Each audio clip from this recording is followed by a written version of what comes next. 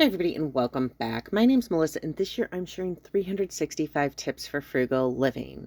So it's January right now. I'm pre-filming and as you can see it's snowing and my neighborhood hasn't been plowed yet, so I really don't want to go out because they didn't plow it and there's like ice underneath the snow and everything. So I am going to use the broth I made yesterday to make a new kind of invented recipe. So I'm going to pause here and take you to the kitchen. Okay, so I apologize for the way I look. It's snowing. I don't feel like going out, so I didn't even bother to do my hair. It's hair washing day, and well, last night was supposed to be, but I went to bed too late. So I'm going to. I decided I wanted to make white chili, like the white chicken chili, because I was so excited. I had cannelli beans that I need to get rid of. I had the chicken broth that I just made. I have shredded chicken. So sounds perfect, right? Except for I realized that I don't have any of the mild green chilies, like the little can. So that was out. So then I looked at my cabinet and I was like, well, what can I make instead that kind of have a similar feel?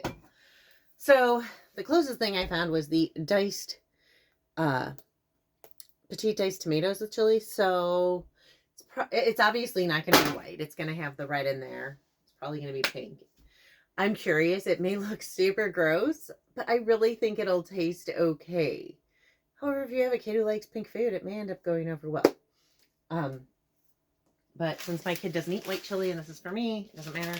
I also have a couple of the dried chilies that I want to get rid of. It's kind of getting to the point where it's time for them to go and it's time to be replaced. So, and then kind of take you down and show you what I have here.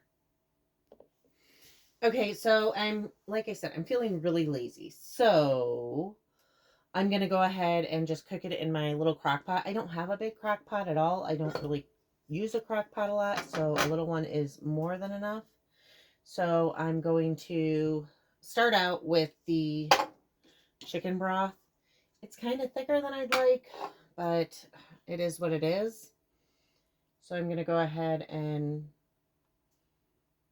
measure it by the cup. I'm going to guess that I'm going to probably want about 2 cups of chicken broth, and then I'll save 2 cups to make broken noodle soup. But the liquid from the tomatoes is definitely going to create a difference. So I'm going to start with 1 cup, and I'm not even sure if I will fit 2 cups. Then I will, the tomatoes, I will dump the whole can. The juice is fine. And so sometimes, I mean, the more you cook too, the more you'll learn different things that you like that go together. And I mean, some of them are kind of weird for me. Like, I really like the sweet and spicy thing, kind of. So when I was younger, I used to go to Denny's a lot with a friend, and everybody used to make fun of me because apparently I can't open a can. Because I would order seasoned fries and honey, and I would dip the seasoned fries in the honey. Everybody thought that was super weird, but it's really, really good. I mean, like, you can get, I hate it when these cans do this. I don't know if it's the fact that my can opener's old, or if I just keep hitting the cans wrong, or if they're, just that slight dent, but God, I literally heard it click, so I thought I would be okay. Does anybody else have these trouble with stupid can openers where they like just don't want to work and like they get caught on one section? Or is this just like a me thing? Because I feel like this happens to me all the time, regardless. So I really like tomatoes too, so this isn't like a huge sacrifice for me to have it be different. Then, so I have a lot of liquid there. And then I'm going to want to rinse the beans. Apparently rinsing them also degasses them or whatever, so less digestive issues, but it's just something that I've started doing. So I'm going to just dump them into a strainer over here over my sink.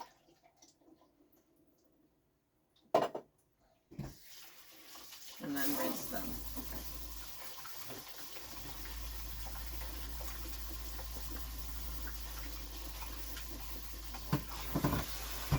Get all the canned stuff. So this is, for those of you who follow me, you may know already, but for those of you who don't, every like January-ish and every midsummer, like June, July, August, I do tend to kind of clean out my pantry and freezer and everything and finish the stuff that needs to be used up. So I actually did get a lot of chicken out of that. So, and I like to know exactly how much of everything I put into my recipes. So one way I can do that is, here, I'm going to pause it, bring it over so you can see. Okay, so now you can see I just zeroed out the scale. So that's everything. And then the negative number will be how much you use. So currently that's 22 grams of chicken. So then I'll just kind of, like I said, I'm very much so the what looks right kind of a person. So that's 117 grams of chicken. Now, because I did add liquid, I want to see how it's going to end up before I, like there's liquid from the tomatoes and everything. So before I add more of the chicken broth, I want to see how much liquid there is. So it looks like there's not a ton. I'm kind of wondering if I should instead add more chicken and make it like tacos almost. Which I think I may do. Because I think like the way it looks and it's smelling, I don't know. You know what, I'll start out by adding a cup of another cup of chicken broth, because that still leaves me with enough to make my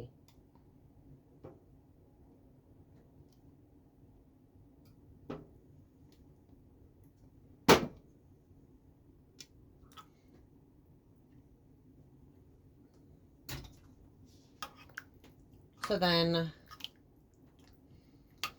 I can choose now at this point when it's done cooking if I want to have this like as a soup, or if I want to add more chicken in like the last 30 minutes and kind of warm it up and have it more like thick taco or side or bowl. I could put it over rice. I could do any number of things. But for now, I'm just going to leave it like that and cook it and let the flavor develop. One other thing I wanted to add was these, sorry. So I do want a little more. If you don't have chilies, you could obviously add something like paprika or whatever. And the important thing is to kind of taste it throughout. Also, be careful if you don't like spice a lot. I'm just putting the chilies in whole, so you're going to want to kind of pay attention. These like little bag chilies go so far. I've used them in marinade multiple times. I've used them in soup now. So, or whatever this ends up being.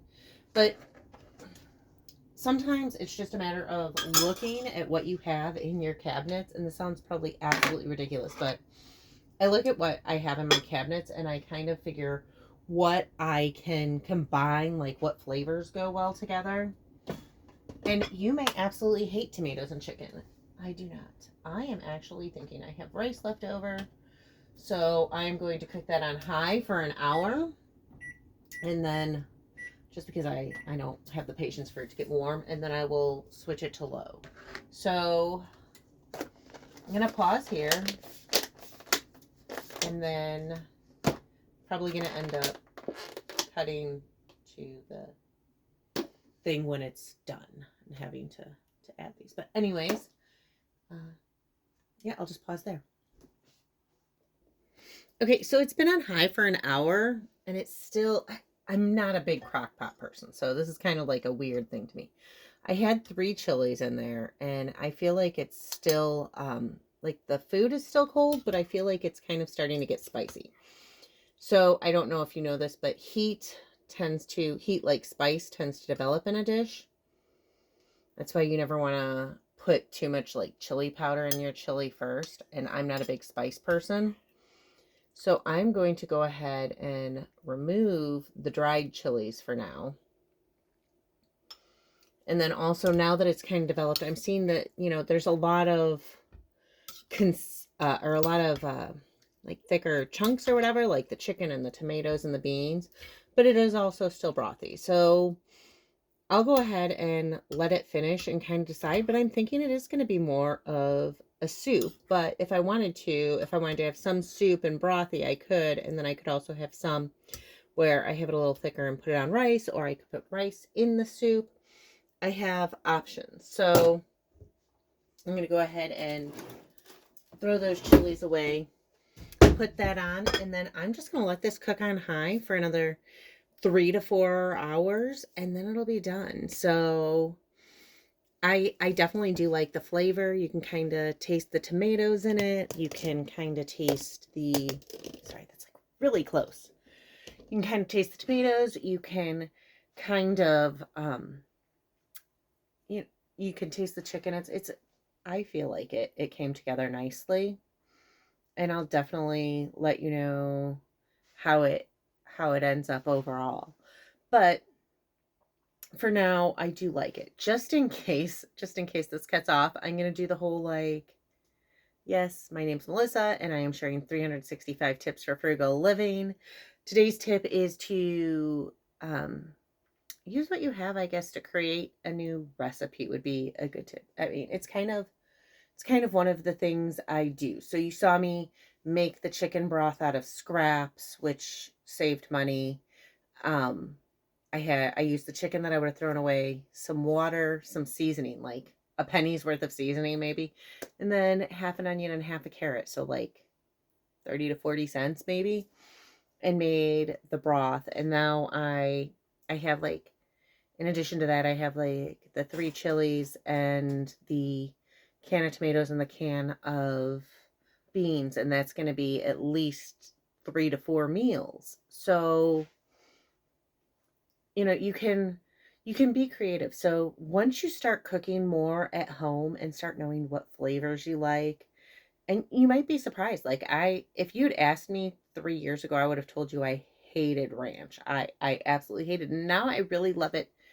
I just don't want to dip everything in it. I like it like as a very small portion to flavor some chicken, like on my chicken bacon ranch.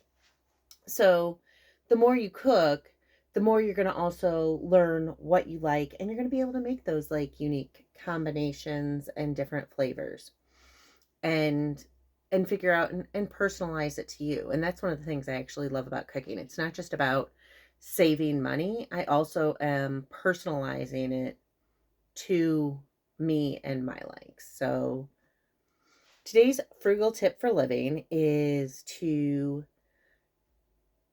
learn to combine ingredients you like to make affordable meals from what you already have. It saved me. I mean, honestly, if the weather wasn't bad, I probably would have made yet another trip to the grocery store this week for one item because I was out of the chilies, and that would have been a waste of time and money. I mean, I would have spent, let's say, 20 minutes driving to and from the grocery store and going in and buying them. I would have wasted, I mean, yeah, it's still food, so like $1 or $2, but I would have been paying more for them than if I wait for it to go on sale. So you can save a lot of money. So today's tip for frugal living: you learn to use what you have in unique combinations to make new recipes. Anyways, again, my name's Melissa, and I'll be sharing 365 tips for frugal living this year. So if you want to hear more, please hit like and subscribe. Thank y'all, and have a great day.